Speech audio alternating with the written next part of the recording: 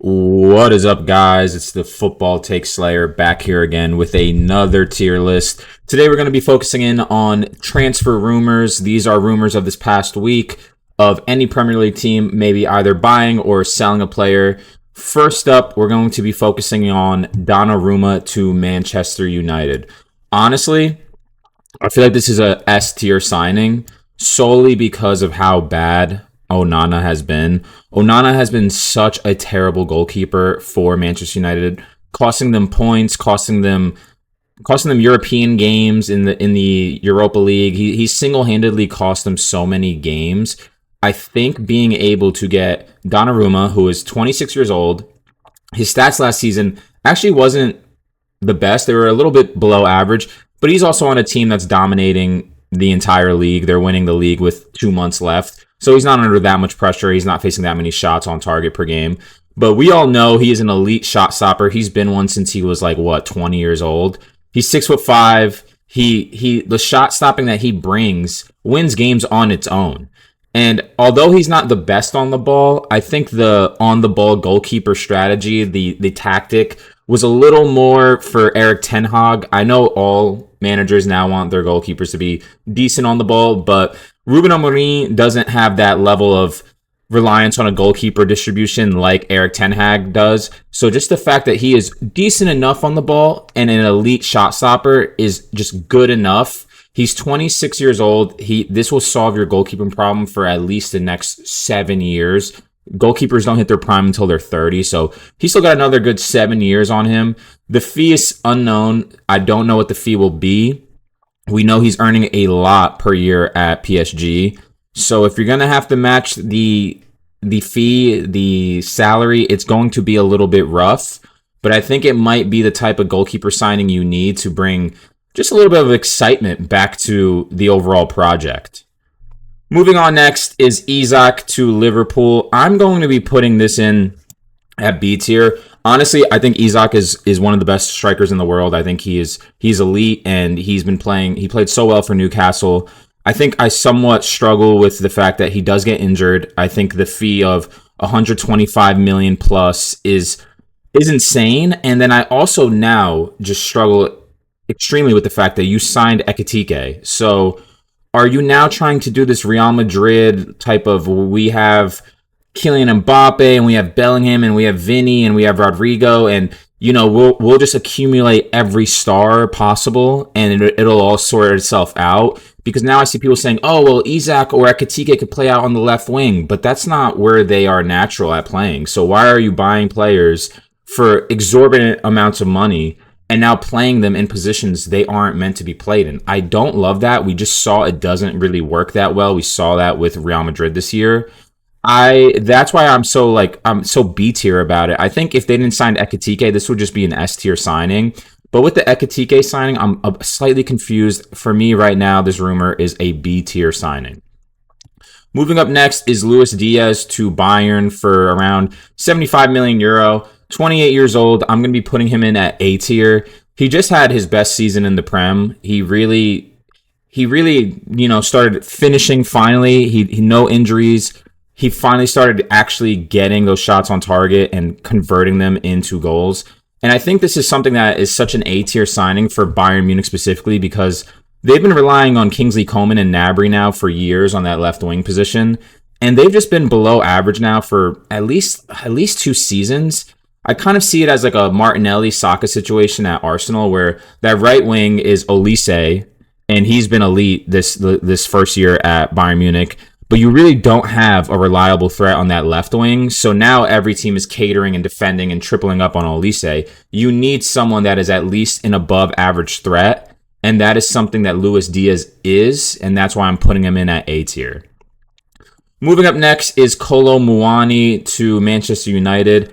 I'm going to be putting this in at B tier. He's 26 years old. He had a really good year at Juventus, 8 goals in 16 games. Apparently, the fee would be a 10 million euro loan for the season with an obligation to buy for another 40 million euro at the end of the season. I think it's B tier for me because I know Manchester United need a striker, and you would be able to sell Rasmus Højlund for around 40 million euro, 50 million euro maybe, and that would cover the entire fee of Kolomoani. I just am not that high on Kolomoani. In League One for PSG, he never played that well. And then he had a decent season at Juve where he was able to score 8 goals in 16 games, which is a decent return. But I don't know if this is the type of player that comes in and just saves Ruben Amorim's job, because he's just this lethal finisher. So I'm a little bit skeptical on it. I think I've talked about this before. I think the striker market this season is really bad, and you should just wait next season and hope that what you have is good enough. But I know Ruben Amorim wants to keep his job, so he's going to make any signing he thinks that will help him keep that job. But for me right now, this is a B tier signing. Moving on next, Rodrygo to Liverpool. I am putting this in at C tier. I've talked about this. I hate the signing. If the signing is we are swapping out Luis Diaz for Rodrygo, I don't like it. Rodrygo has only ever hit double-digit goals in the league once, with exactly 10. This last season, he only had 6. He's not even better than Luis Diaz. And I understand people could say he's younger, he's 24. I think, when you have Salah on his last legs and you won the Prem, you just saw that the team you had was good enough to win the Prem. I don't know why you're going to basically sell one of your best forwards for a forward that hasn't produced double-digit goals ever. I really think Rodrygo is living off of PR from that Manchester City game in the Champions League where he scored those last 2 goals to advance Real Madrid. I really, every time I watch him, I'm not moved. He plays for Real Madrid, one of the 2 best teams in La Liga, and he isn't able to score double-digit goals ever.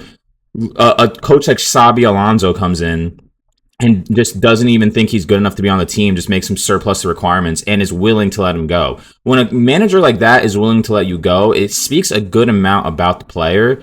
So with Rodrygo going to Liverpool, I would have to make that a C tier if it means Luis Diaz is going out the door.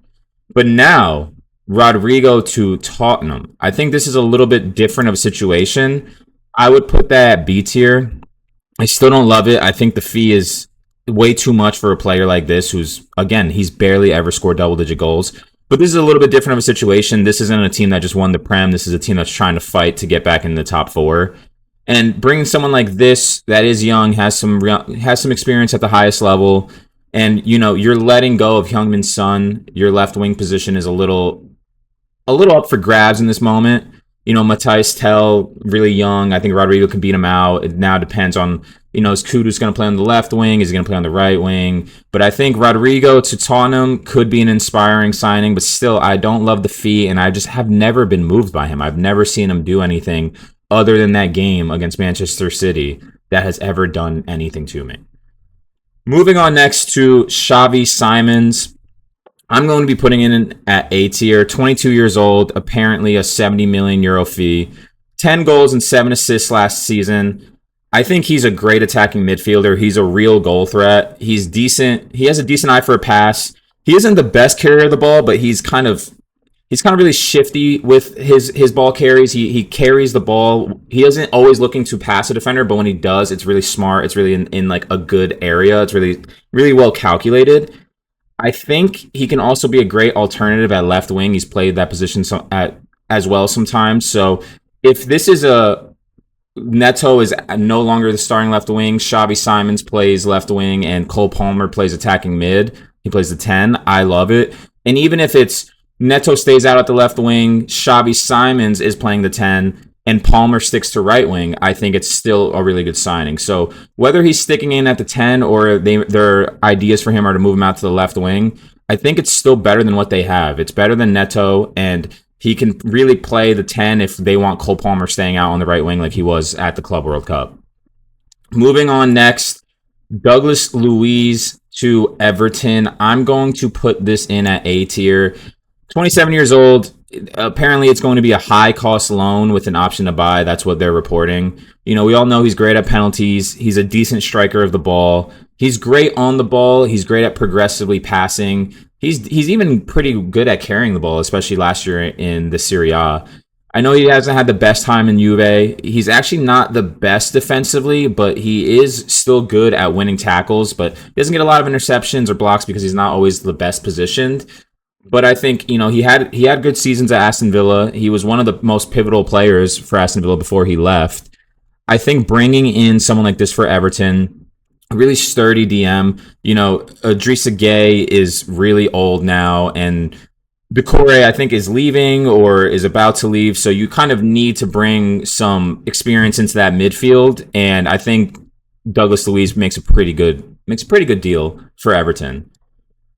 Focusing in on Sesko now, I would think this is an A-tier signing for Newcastle. Sesko to Newcastle, 22 years old, 13 goals last year, and then 14 goals the year prior. The reported fee is kind of differing. I know in the beginning of the transfer window when he was linked to Arsenal, people were saying it was like around 90 million euro. Now they're saying his agent has kind of understood that his value's not around that, and they're trying to lower it to maybe around 70 million euro.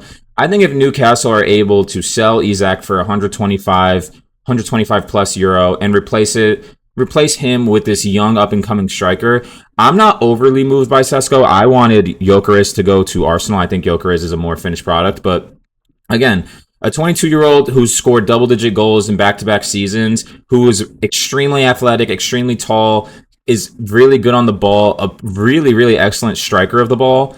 I can't see it going too wrong. And again, even if he comes and he's worse than Isak, even if it doesn't work out, 22, if it doesn't work out for 2 seasons, you'll still recoup a lot of that transfer value. So I don't mind the signing. And I think this is a signing where if you do sell Alexander Isak, he could at least keep it afloat and they can still finish top 6. And finally is Jarell Hato to Chelsea. I'm going to be putting that in at B tier. 19 years old, 40 million euro fee apparently from Ajax. He's been starting at Ajax for the last 2 years now, and he could play center back or left back. Great on the ball, great attacking. He's also great at progressively passing the ball. He's good at carrying the ball. He's pretty decent aerially while being 6 foot at center back. He could also, I think the reason why I wanted at B tier is I think he's actually in S tier in terms of quality and in terms of just overall ability. He's basically a Urian Timber clone, but I think for me, it's the team he's going to. He's going to Chelsea, and I think he's not going to get many minutes unless this is a showing that Cucurella is going to leave to Saudi. If Cucurella leaves to Saudi and he plays left back, Jarell Hato gets to come and start instantly play left back. This is an S tier signing. He's so good on the ball. He's such a good defender.